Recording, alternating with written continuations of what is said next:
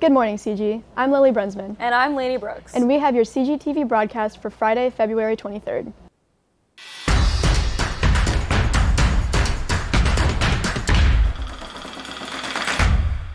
Pathways are designed by the state of Indiana as a roadmap to graduation. One of these pathways is culinary, overseen by Chef Greer. Tyler Powell and Rice Hinkle have a story about this program. Culinary is one of many pathways Center Grove offers. However, there is a lot of misinformation surrounding the pathway and its difficulty. Misnomer about our courses in the Culinary Pathway is, I don't want to be a chef. Well, you don't have to want to be a chef to be involved in this pathway. If students would like to extend their experience in culinary, they can join Culinary Club. Greer had 5 of her club students compete at state, 4 in baking and 1 in culinary. The overarching thing I get back from these judges is how clean our students work, how organized our students work. Culinary is not an easy pathway, despite many thinking it is.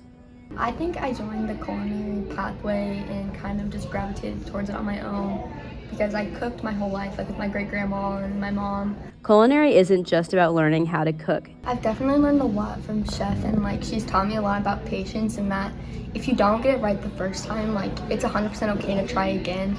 Culinary is a 3-class pathway, and Culinary 2 and 3 will be able to cook in the new kitchen soon. Thanks, guys.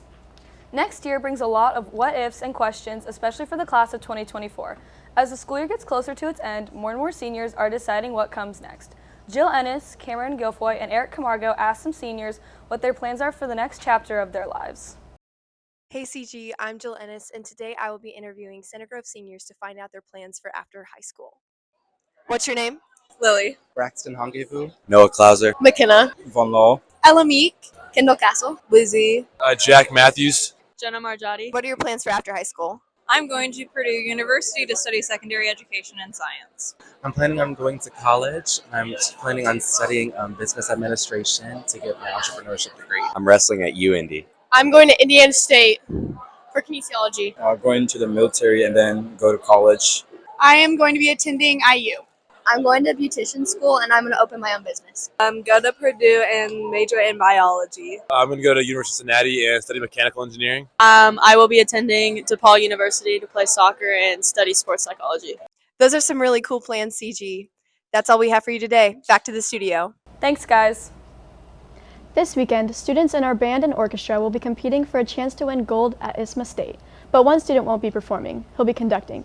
Vivek Thomas and Ethan Heron bring you the story. The primary job of a musician is to elicit a feeling out of the audience through performance. However, a conductor has added responsibility. In a similar way a lead singer may lead a band, the conductor leads an ensemble. Benjamin Helton recently took the stage as a conductor for a small ensemble of orchestra students at ISMA this year. Well, it's interesting to be conducting a group of my peers, most of them who I've known for at least all of high school. Some of them I've known since 6th grade. So to be able to conduct them and help them grow as musicians is really neat. Though conducting can be a rewarding experience for many, it is a very different process than becoming a musician.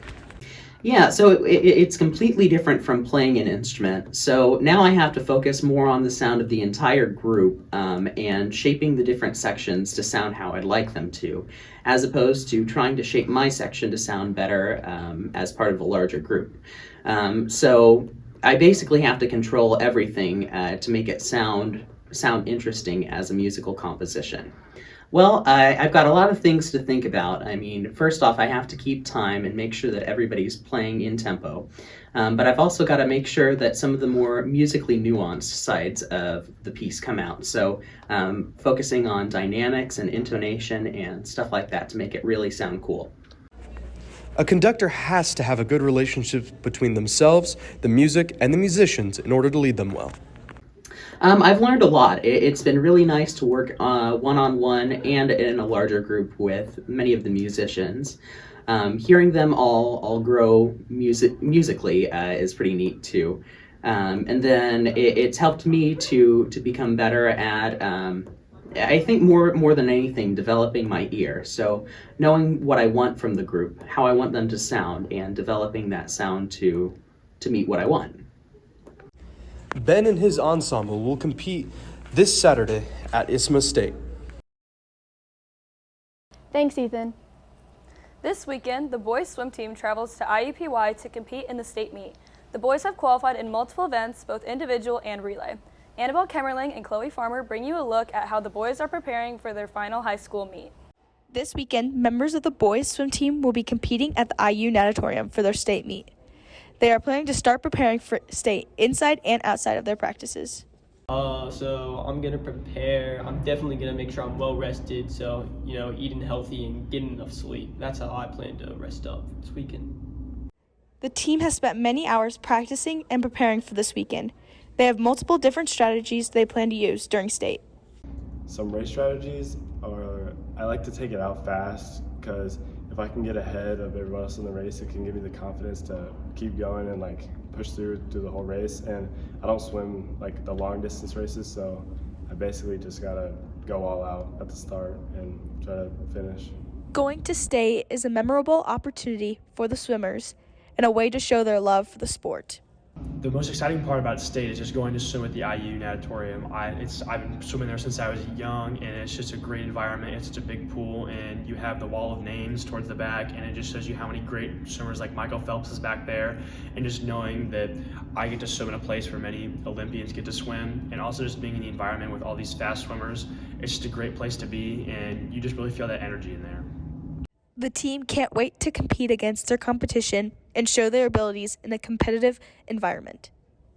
The most exciting part about going to state is the atmosphere. Everyone's hyped to go fast and see everyone do well, and it's a lot of fun. Thanks, guys. That's all we have for you today, CG. Bye.